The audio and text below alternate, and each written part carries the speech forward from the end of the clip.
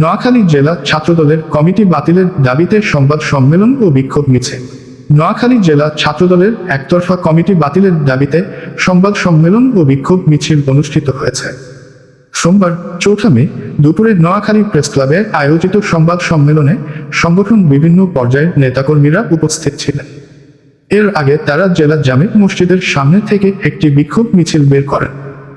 সংবাদ সম্মেলনে সদর উপজেলা ছাত্রদলের সাবেক আহ্বায়ক ও বর্তমান নোয়াখালী জেলা ছাত্রদলের সহসভাপতি সাহেব চৌধুরী বাবুর নেতৃত্বে জেলা ছাত্রদলের আংশিক কমিটি থেকে একাধিক নেতা পদত্যাগের ঘোষণা দেন।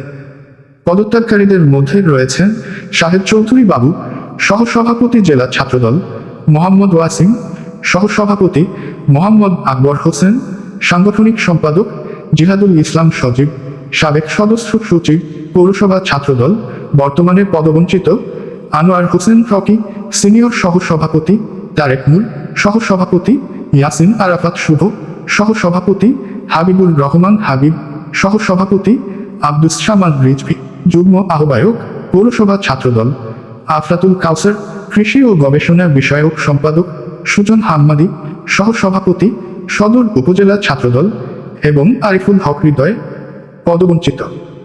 সংবাদ সম্মেলনে বক্তারা অভিযোগ করেন, সম্প্রতি ঘোষিত জেলা ছাত্রদলের কমিটি গঠনে তেলি ও পরীক্ষিত নেতাকর্মীদের মূল্যায়ন করা হয়নি। তারা দাবি করেন, কেন্দ্রীয় নির্দেশনা উপেক্ষা করে একতরফাভাবে কমিটি গঠন করা হয়েছে, যা সংগঠনের ভেতরে বিভাজন সৃষ্টি করেছে। বক্তারা আরও বলেন, অবিলম্বে এই কমিটি বাতিল করে সকলের অংশগ্রহণের ভিত্তিতে নতুন কমিটি গঠন করতে হবে, অন্যথায় বৃহত্তর আন্দোলনের কর্মসূচি ঘোষণা করা হবে বলেও হুঁশিয়ারি দেন তারা। সংবাদ সম্মেলনের পূর্বে নেতাকর্মীরা নোয়াখালীর মাইজদি শহরে একটি বিক্ষোভ মিছিল বের করেন। এ সময় বিক্ষোভকারীরা রাস্তায় টায়ার জ্বালিয়ে প্রতিবাদ মিছিল করেন। মিছিলটি শহরের বিভিন্ন গুরুত্বপূর্ণ সড়ক প্রদক্ষিণ করে নোয়াখালী প্রেস ক্লাবের সামনে এসে শেষ হয়।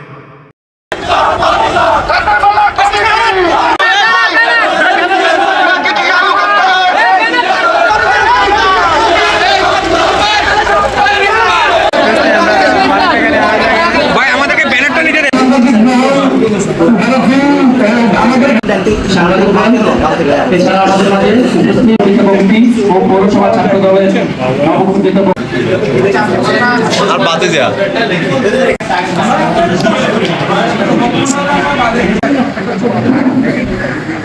এক সেকেন্ড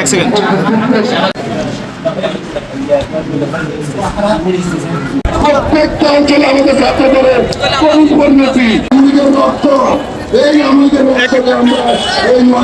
পরিবারের সন্তান তার বাবা আমাদের বর্তমান প্রধানমন্ত্রী তারেক রহমানের হস্তক্ষেপ কামনা করছি।